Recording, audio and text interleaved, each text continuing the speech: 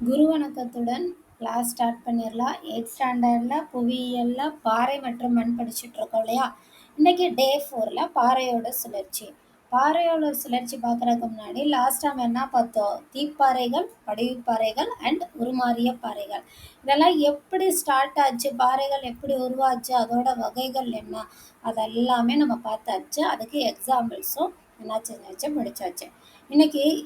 இன்னைக்கு பாறையோட சுழற்சி தான் பார்க்க போறோம். அதுக்கு முன்னாடி தீப்பாறையில இருந்து உருமாறிய பாறைகள் இருக்கு இல்லையா, அதுக்கு எக்ஸாம்பிள்ஸ் என்ன அப்படின்னு பார்க்கலாம். தீப்பாறையில இருந்து உருமாறிய பாறை வந்து இயக்க உருமாற்றம், வெப்ப உருமாற்றத்துல தான் நடக்குதுன்னு நம்ம பார்த்தோம்.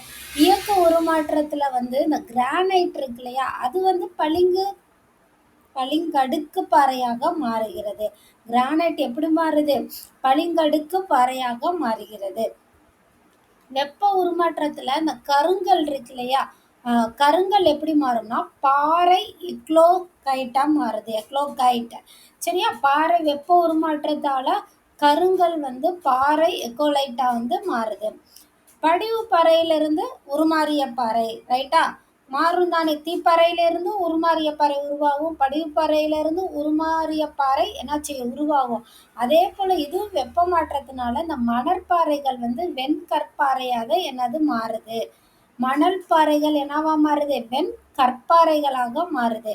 களிப்பாறையை வந்து பலகை பாறைகளாக மாறுது. களிப்பாறைகள் வந்து பலகை பாறையா மாறுது.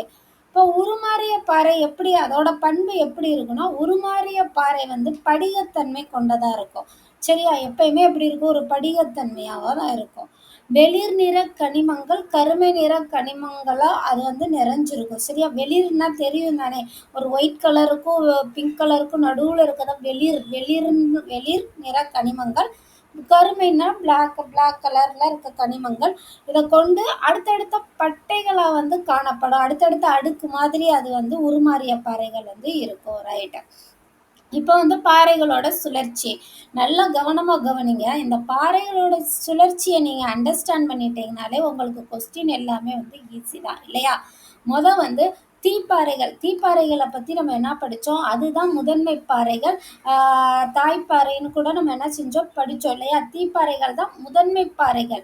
இதுல இருந்து உருவாகிறது தான் படிவுப்பாறை. இந்த தீப்பாறை வந்து சிதைவடைஞ்சு ஏதோ ஒரு சூழ்நிலையிலால சிதைவடைஞ்சிரும், இல்லைன்னா அரிக்கும். இந்த இயற்கை காரணிகளால அரிக்கும் சொன்னோம்ல, நீர், கடலாறு, பனியாறு இந்த மாதிரிலாம் சிதைவடைஞ்சு வெப்பம் அழுத்தம் அதனால என்ன செய்யும்? தீப்பாறை வந்து படிவுப்பாறையா வந்து உருமாறிடுச்சுன்னு வைங்களேன். இப்போ படிவுப்பாறை இருக்கு. இப்போ இந்த தீப்பாறையும் படிவுப்பாறை ரெண்டுமே இந்த முதன்மை பாறையான தீப்பாறையும் அதிலிருந்து உருவான படிவுப்பாறை, இது ரெண்டுமே வெப்பம் மற்றும் அழுத்தம் காரணமாக அந்த பாறையில சில சேஞ்சஸ் நடந்து அது உருமாறிய பாறையா மாறுது. புரிஞ்சிருச்சா? எது? தீப்பாறை முதன்மை பாறையும் அதுல இருந்து தோன்றிய படிவுப்பாறை, இது ரெண்டுமே வெப்பம் அழுத்தம் காரணமாக என்ன வருது? உருமாறிய பாறையா மாறுது. இந்த உருமாறிய பாறையுமே திரும்ப சிதைவடைகிறதுனாலையும் கடத்துதல், படிய வைத்தல், இயற்கை காரணிகளால என்ன ஆகுது? திரும்ப இந்த உருமாறிய பாறை படிவு பார்வையா என்ன செய்து மாறுது. படிவுப்பாறை புரிஞ்சிருச்சா? தீப்பாறையில இருந்து படிவுப்பாறை வருது, திரும்ப படிவுப்பாறையும் தீப்பாறையும் சிதைவடைஞ்சு எல்லாம் காரணமா என்ன பண்ணுது? உருமாறிய பாறையா மாறுது. இந்த உருமாறிய பாறை வந்து திரும்பவும் படிவுப்பாறையா என்ன செய்யுது? மாறுது.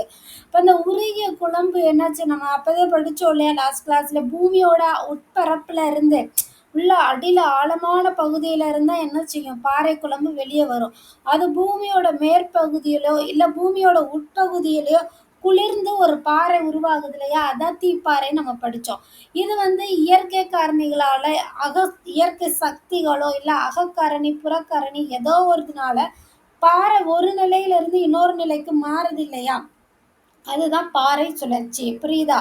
இயற்கை காரணிகளாலையும் இல்ல அதோட அக மற்றும் புற காரணிகளால ஒரு நிலையிலிருந்து இன்னொரு நிலைக்கு மாறுறதா பாறை சுழற்சி. ரைட். இப்போ சலவை கற்கள் பாறையோட வகையில தான் இந்த சலவை கற்கள் வருது. சலவை கற்கள் எதுக்கெல்லாம் யூஸ் ஆகுது? Marble stone கேள்விப்பட்டிருப்பீங்களா? மார்பிள்ஸ், குட்டி குட்டி டாய்ஸ் எல்லாம் வந்து நாங்கள் படிக்கும் போதெல்லாம் வந்து அப்போதான் மார்பிள்ஸ் இன்ட்ரடியூஸ்ன்னு நினைக்கிறேன். அந்த குட்டி குட்டி டாய் இருக்கும். அது வந்து அப்பயே விழுந்து ₹100 யாருக்காவது ஸ்கூல்ல பர்த்டேனா நாங்கள் எல்லாம் சேர்ந்து gift கொடுப்போம் இல்லையா, பறந்துச்சு. அப்போ கொடுக்கும்போது அந்த குட்டி டாய் வந்து என்ன செய்வாங்க, ₹50 ₹70 சொல்லுவாங்க. அந்த டாய் எவ்வளோ இருக்கும்னு நினைக்கிறீங்க? நம்மளோட ஸ்கேல் இருக்கு இல்லையா, இப்போ நீங்கள் யூஸ் பண்ணுறீங்க குட்டி ஸ்கேல், அதுலேயே ஒரு 3ல் 1 பங்கு தான் இருக்கும். அப்போனா எவ்வளோ இருக்கும், 5 சென்டிமீட்டர் தானே இருக்கும். அந்த 5 சென்டிமீட்டருக்கு எவ்வளோ ருபீஸ், ₹100 சொல்லுவாங்க. புரியுதா? அப்போ அதோட வேல்யூ எவ்வளோ, அந்த பாறையோட வேல்யூ எவ்வளோ இருக்குன்னு பாருங்க. அதுக்காக தான் இதை நான் சொன்னேன். ஓகேவா? அதை வச்சு நம்ம சில பேர் வீட்டிலனா என்னது மார்பிள் ஸ்டோனில் தான் வீடெல்லாம் கட்டுவாங்க. ரைட்? சிற்ப வேலைப்பாடுகளுக்கு இந்த கலைப்பொருட்கள்லாம் வைப்பாங்க இல்லையா, அந்த பக்கத்தில் இருக்கிற அந்த டாய்ஸ், அந்த போட்டிருக்கல அந்த பிக்சர், அதெல்லாம் வந்து மார்பிள் ஸ்டோனில் தான் செய்வாங்க. இதே மாதிரி சிற்ப வேலைப்பாடுகளுக்கெல்லாம் யூஸ் பண்ணுவாங்க. அலங்கார பொருள், குவளை, பரிசு பொருட்கள் இதுக்கெல்லாம் என்ன செய்வாங்க, இந்த சலவை கற்கள் மார்பிளில் வந்து யூஸ் பண்ணுவாங்க. பாறைகளோட பயன் என்னன்னா, பாறைகள் வந்து இப்போ இல்லை, வரலாற்று காலம் முதல்ல என்ன செய்யுது, பயன்படுத்தப்பட்டு தான் வருது. பொருளாதார அம்சங்கள்ல என்னது, ஒரு மதிப்புமிக்க பொருளா வந்து மார்பிள் இருக்கு. தாஜ்மஹால் கூட மார்பிள் தானே, ஒயிட் மார்பிள்ல தானே கட்டியிருக்காங்க. மார்பிள் வந்து அவ்வளோ ஒரு வேல்யூவான ஒரு ஸ்டோனு. ஓகேவா? உலோகங்கள், கனிமங்கள் வந்து மனித நாகரிக வளர்ச்சிக்கு வந்து மிக இன்றியமையாத ஒரு விஷயமா இருக்கு. பாறைகள் வந்து நம்மளுடைய வாழ்க்கையில வந்து எல்லா விதங்கள்லையும் பல முறைகள்ல பயன்படுத்தப்படுது. வீடா இருக்கட்டும், கட்டுமான பொருட்கள், மேல என்ன சொல்றாங்க, மேம்பாலம் கட்டுறாங்க சொல்றாங்க, ஏதோ ஒண்ணு, எல்லாத்துலயுமே பாறைகள் வந்து என்ன, அது இம்பார்ட்டன்ட், வெரி வெரி இம்பார்ட்டன்ட். பாறைகளோட என்ன சொல்லலாம், பாறைகளோட உதவி இல்லாம எதுவுமே இல்லைன்ற மாதிரி தானே எல்லா இடத்துலையுமே பாறைகள் வந்து யூஸ் ஆகிட்டு தான் இருக்கு நம்மளோட வாழ்க்கையில். அப்படிதானே? ரைட்? பாறைகளோட பயன்கள் கொடுத்துருக்காங்க. இதில் வந்து ஒரு 10 பயன்கள் தான் கொடுத்துருக்காங்க. நம்ம அதை பார்த்துக்கலாம். ஃபர்ஸ்ட் வந்து சிமெண்ட்டை தயாரித்தல்ல பாறைகள் வந்து யூஸ் ஆகுது. சின்ன எழுதுகோல், நம்ம எழுதுறோம் இல்லையா சாக்கு, அதுக்கு வந்து யூஸ் ஆகுது. நெருப்புக்கு, கட்டட பொருட்கள், குளியல் தொட்டி, நடைபாதையில் பதிக்கப்படும் கல், அணிகலன்கள் செய்கிறது கூட என்னது பாறைகள் யூஸ் ஆகுது. கூரை பொருட்கள், அலங்கார பொருட்கள், தங்கம் மற்றும் வைரம், நவரத்தினங்கள் போன்ற மதிப்புமிக்க பொருட்கள், அது எல்லாமே என்னதுதான் பாறைகள் தான். ரைட்? அப்போ பாறைகள் எவ்வளோ யூஸ் ஆகுது, நம்மளோட டெய்லி யூசேஜாக இருக்கட்டும், இல்லை வாழ்க்கையில் வந்து எவ்வளோ விஷயங்களுக்கு வந்து பாறைகள் வந்து இன்றியமையாததுன்னு வந்து தெரிஞ்சிடுச்சா இந்த கிளாஸ்ல? புரிஞ்சிருச்சா? பாறை மற்றும் மண்ணில் நம்ம என்ன செஞ்சாச்சு, பாறையா ஃபுல்லாக கவர் பண்ணியாச்சு. இனி மண்ணை மட்டும் நம்ம என்ன செய்யலாம், படிக்கலாம். புரிஞ்சிருக்கும்னு நினைக்கிறேன். நல்லா படிங்க. கண்டிப்பாக புரியாததுன்னு ஒரு விஷயமே கிடையவே கிடையாது. நம்ம புரிஞ்சு படித்தோம்னா எதுவுமே வந்து ஈஸி தான். எப்பயுமே மக்கப் பண்ணக்கூடாது. மக்கப் பண்ணால் அந்த நிமிஷம் மட்டுமே என்ன செய்யும், நம்மளோட ஞாபகத்தில் இருக்கும். எக்ஸாம் ஹால்லையோ இல்லை மிஸ் கேட்கும் போது நமக்கு கொஸ்டினுக்கு ஆன்சர் பண்ணும் போதே ரொம்ப ஸ்ட்ரகிள் ஆகும். அதே புரிஞ்சு படித்தீங்கன்னா இப்போ இல்லை, எப்பயுமே வந்து என்ன செய்யும், அது வந்து வேல்யூபிளாக இருக்கும். நீங்கள் உங்களுக்கு புரியுதுன்னா மற்றவங்களுக்கு சொல்லி கொடுக்கும்போது அது 100% என்ன செய்யும், முழுமையடையும். ட்ரை பண்ணுங்கள். உங்களுக்கு புரிஞ்சதை மற்றவங்களுக்கு வந்து எப்பயுமே வந்து கைட் பண்ணுங்கள். நல்லதே நடக்கும். நம்ம அடுத்த வீடியோவில் பார்க்கலாம். நன்றி, வணக்கம், தேங்க்யூ.